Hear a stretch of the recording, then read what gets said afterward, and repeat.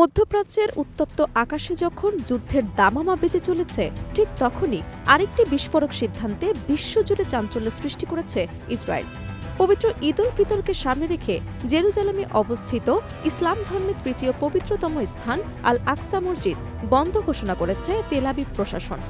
এই সিদ্ধান্ত শুধু একটি প্রশাসনিক পদক্ষেপ নয়, বরং তা মুসলিম বিশ্বের আবেগ, ধর্মীয় অনুভূতি ও আঞ্চলিক রাজনীতিতে নতুন করে অস্থিরতার স্ফুলিঙ্গ ছড়িয়ে দিয়েছে। আন্তর্জাতিক বিভিন্ন গণমাধ্যমের দাবি, চলমান মধ্যপ্রাচ্যের সংকটকে অজুহাত হিসেবে সামনে এনে এমন সিদ্ধান্ত নিয়েছে ইসরায়েল। ইতিমধ্যেই মসজিদ পরিচালনাকারী ইসলামিক ওয়ার্ফ কর্তৃপক্ষকে বিষয়টি আনুষ্ঠানিকভাবে জানানো হয়েছে।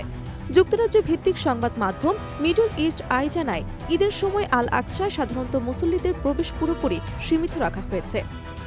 এমনকি মসজিদের ভেতরে ওয়াকফ কর্মীদের উপস্থিতিও কঠোরভাবে নিয়ন্ত্রণ করা হচ্ছে। প্রতি শিফটে মাত্র ২৫ জন কর্মীকে ভেতরে থাকার অনুমতি দেওয়া হয়েছে।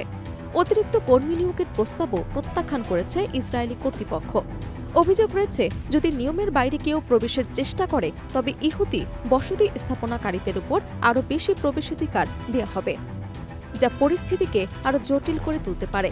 বিশ্লেষকদের মতে এই সিদ্ধান্ত কেবল নিরাপত্তাজনিত নয়, বরং এর পেছনে রয়েছে বহুমাত্রিক রাজনৈতিক ও কৌশলগত হিসেব। দীর্ঘদিন ধরেই আল আকসা মসজিদকে ঘিরে ইসরায়েলের কঠোর নীতিমালা সমালোচিত হয়ে আসছে।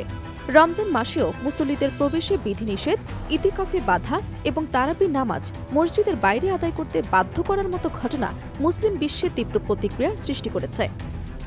শুধু আল আকসা নয়, জেরুজালেম শহর জুড়েই নিরাপত্তা ব্যবস্থা জোরদার করেছে ইসরায়েল। শহরের বিভিন্ন প্রবেশপথে মোতায়েন করা হয়েছে বিপুল সংখ্যক সশস্ত্র পুলিশ। ফিলিস্তিনি যুবকদের ওপর তল্লাশি অভিযান বাড়ানো হয়েছে, ফলে সাধারণ মানুষের মধ্যে আতঙ্ক, হতাশা এবং অনিশ্চয়তা ক্রমেই বেড়ে চলেছে। আন্তর্জাতিক মহলেও এই সিদ্ধান্ত নিয়ে উদ্বেগ বাড়ছে। ইতোমধ্যেই অন্তত ৮টি মুসলিম দেশ এই পদক্ষেপের তীব্র নিন্দা জানিয়েছে, নিষেধাজ্ঞা প্রত্যাহারের আহ্বান জানিয়ে। তাদের মতে, ঈদের মতো গুরুত্বপূর্ণ ধর্মীয় সময়ে এমন সিদ্ধান্ত পরিস্থিতিকে আরও উত্তপ্ত করে তুলতে পারে এবং আঞ্চলিক স্থিতিশীলতার জন্য হুমকি হয়ে দাঁড়াতে পারে। ইতিহাস বলছে, আল আকসা মসজিদকে ঘিরে উত্তেজনা নতুন কিছু নয়। অতীতেও বহুবার এই পবিত্র স্থানকে কেন্দ্র করে সহিংসতা ছড়িয়েছে, যা পুরো মধ্যপ্রাচ্যে সংঘাতের আগুন জ্বালিয়ে দিয়েছে।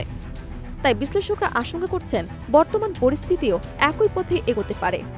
তবে সব মিলিয়ে প্রশ্ন উঠছে, ঈদের মতো পবিত্র সময়ে এমন কঠোর সিদ্ধান্ত কি সত্যি নিরাপত্তা নিশ্চিত করবে, নাকি এটি মধ্যপ্রাচ্যের অগ্নিগর্ভ পরিস্থিতিকে আরও উস্কে দেবে? বিশ্ব যখন শান্তির প্রত্যাশায় তাকিয়ে আছে, তখন এই সিদ্ধান্ত কি নতুন সংঘাতের দ্বার খুলে দিচ্ছে না?